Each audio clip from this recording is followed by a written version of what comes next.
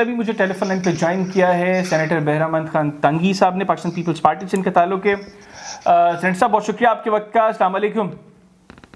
वालेकुम अस्सलाम, कैसे आप? जी अल्हम्दुलिल्लाह, आप खैरियत से हैं, ठीक ठाक हैं? अल्हम्दुलिल्लाह। सेनेटर साहब इंतखाबात करवा रही है हुकूमत क्या नहीं करवा रही? देखिए, वो सवाल इंतखाबात के नहीं है, सवाल ये है कि क्या अगर आने वाले जो मई में अप्रैल में इलेक्शन की बातें हो रही है तो सबसे पहले इमरान से ये पूछना चाहिए कि आप इस इंतखाबात के नताइज को कबूल करेंगे। बात सवाल ये है, आज भी इमरान से पूछा गया, एक सवाल पूछा गया था कि आप इस इलेक्शन के रिजल्ट को मानेंगे, तो उसने कहा कि अभी मैं कुछ कह नहीं सकता हूँ। जी, इलेक्शन हो जाने दें। तो यही वो क्राइसिस है कि जो कि मौजूदा वक्त में जरूरत इस बात की है कि ऐसा इलेक्शन हो कि 2018 की तरह, जब मेरे चेयरमैन बिलावल भुट्टो जरदारी साहब ने कहा कि नो डाउट कि you are the prime minister but you are the selected prime minister, और फिर तमाम लोग वक्त 4 साल में स्टीयरिंग पर कोई आदमी और बैठा था और चलाने वाला कोई और था, लेकिन इमरान मानने के लिए तैयार नहीं था। लेकिन फिर जब हुकूमत खत्म हुई तो इमरान ने खुद आके पाकिस्तान के अवाम को मुखातिब करके कहा कि जिम्मेदारी मेरी थी लेकिन फैसले कोई और करने दे, मैं मजबूर था, और मैं बजट इजलास सेशन को बजट पास करने के लिए भी मैं एजेंसियों के इदारों की मिन्नतें करके अपना बजट पास करता था, मैं रिजोल्यूशन मतलब कि लेजिस्लेशन करता था। तो वो जो मेरे चेयरमैन ने पहली स्पीच में कहा था वो बात साबित हो गई कि वो सिलेक्टेड। तो अभी हम नहीं चाहते कि 2018 की तरह इलेक्शन हो, हम चाहते हैं कि इलेक्शन हो फेयर एंड फ्री हो और तमाम जमातों की सरबराहान के लिए एक्सेप्टेबल हो,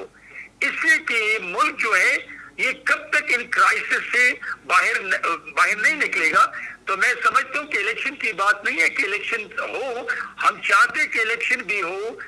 ये जो जमहूरी निजाम है इसका तसलसल भी हो और फेयर फ्री इलेक्शन हो। लेकिन मैं पूरे मुल्क के, मैं पीटीआई के तमाम उन जिम्मेदारान को इंक्लूडिंग इमरान को भी चैलेंज करता हूं कि आए, कौम को बताएं कि इलेक्शन हो और उसका रिजल्ट जैसा भी हो मैं उसकी मानने के लिए तैयार होऊंगा, और नहीं मानेगा तो अगर इलेक्शन भी हो जाए और वो फिर नहीं कहेंगे कि मैं नहीं मानता हूं तो हु इज द रिस्पॉन्सिबल? नहीं तो फिर सेनेटर साहब फिर आइन भी तो कोई चीज है ना, अगर कोई इंतखाबात के नताइज को तस्लीम नहीं करता, आप इस वजह से मावरा आइन कोई काम कर देंगे कि ठीक है फिर आइन जाए साइड पर, इंतखाबात को नताइज को तो तस्लीम मुल्क की तारीख में कभी किसी ऑपोजिशन ने नहीं किया। तो क्या उस आइन में जो आपने कहा, तो फिर मैं आपसे एक सवाल करता हूँ जी कि पंजाब की जब बात आ गई, क्राइसिस जो आईनी बहरान पैदा हुआ और फिर से लागू हुआ, तो ये मुझे बताएं कि ये कौन सा कानून के तहत उनको डिसीट भी किया और उनके वोट को भी खत्म किया, ये बताएं ना। और ये क्राइसिस तो उस दिन शुरू हो गई है। तो मैं आपको बता दूं कि नहीं, मैं सेनेटर साहब आप बजा फरमा रहे हैं, ये क्राइसिस यकीनी तौर पर पंजाब की सूरत हाल के बाद ही शुरू हुआ है, लेकिन सवाल ये है कि अगर तब क्राइसिस शुरू हुआ है, आज उसको खत्म भी करना है या उसको प्रोलॉन्ग करना है?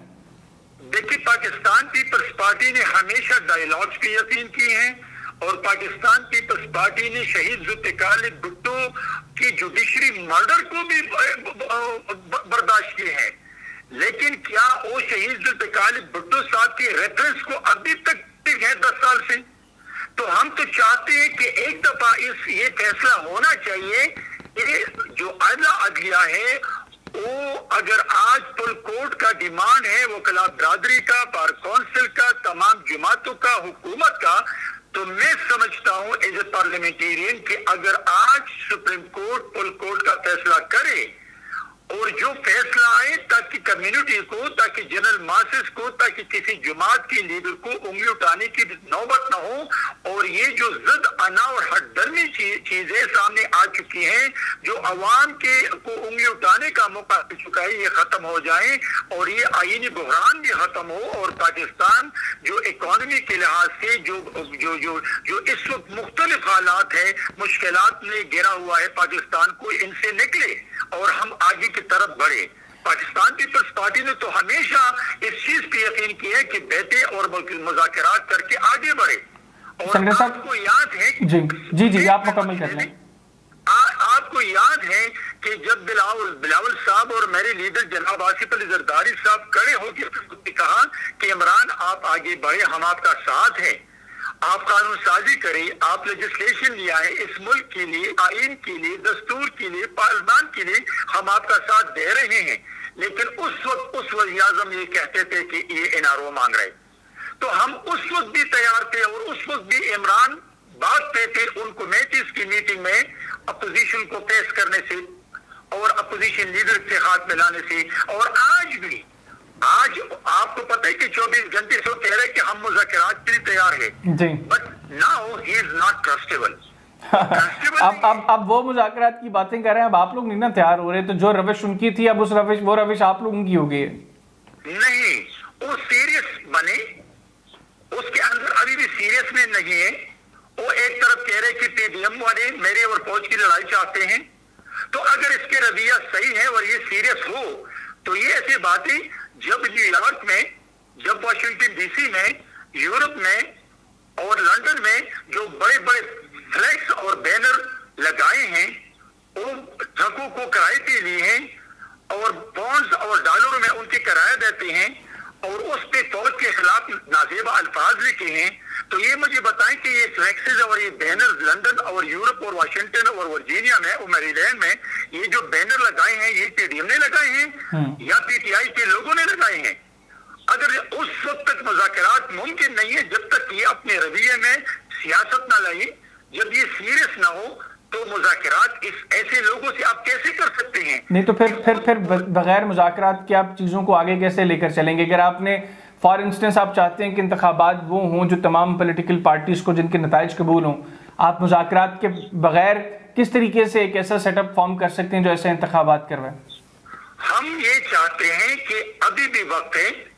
ये अपने फौज के खिलाफ, फौज के शोहदा के खिलाफ, इदारों के खिलाफ अपना जो रवैया है ये दुरुस्त कर ले,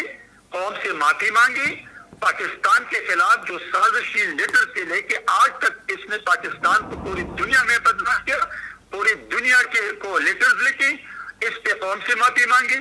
ये सीनेट में ऑलरेडी मौजूद हैं, सीनेट के प्लेटफॉर्म से अपना रवैया दुरुस्त करें और डायलॉग की तरफ हालात को, माहौल को बनाएं, तब इनके सियासत में तो दरवाजे कोई भी बंद नहीं कर सकते हैं। आज अगर असेंबली में, कौमी असेंबली में नहीं है तो सीनेट में ये मौजूद है, इसकी वजूद है, तो सीनेट फ्लोर पे भी आप इनके रवैये को देखें कि वो काबिल कबूल भी नहीं है और उस पॉलिटिकल प्रोसेस और डेमोक्रेटिक प्रोसेस के जरिए भी सामने नहीं आते। अच्छा सेनेटर साहब, आपने जिक्र किया फुल कोर्ट का, अगर फुल कोर्ट ये कह देता है, क्योंकि जितने भी जजेस हैं जिन्होंने इख्तलाफ भी किया, कम से कम किसी ने ये बात नहीं की कि 90 रूस के अंदर इंतखाबात नहीं होने चाहिए, और चीज़ों के ऊपर ज़रूर सवालात हुए और चीज़ों पर ज़रूर तहफ़्फ़ुज़ात थे, लेकिन इसके ऊपर जो है वो किसी ने ये नहीं कहा कि इंतखाबात 90 रूस में नहीं होने चाहिए। मुझे ये बता दें कि इन केस फुल कोर्ट बन जाता है, हम एक लम्हे के लिए सपोज कर लेते हैं कि फुल कोर्ट बन गया और फुल कोर्ट भी ये कहता है कि इंतखाबात जो आइन में तरीक़ाकार मुख्तस जो वाज़े किया गया है उसके मुताबिक होने चाहिए, फिर आप करवा देंगे इंतखाबात? देखिए मेरी बात सुने, फुल कोर्ट का फैसला तमाम जमातों को इंक्लूडिंग हुकूमत को काबिल कबूल होगा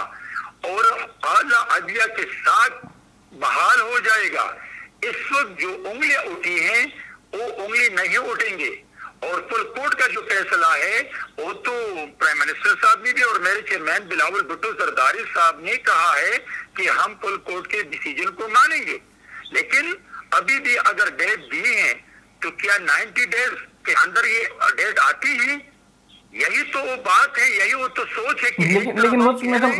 मिनिमल पीरियड का तो जिक्र है ना कि मिनिमल पीरियड अगर इंक्रीज हो सकते हैं। देखिए आप अगर 90 डेज से आगे टाइम दे सकते हैं तो फिर डिपेंड करते हैं कुछ हालात पे,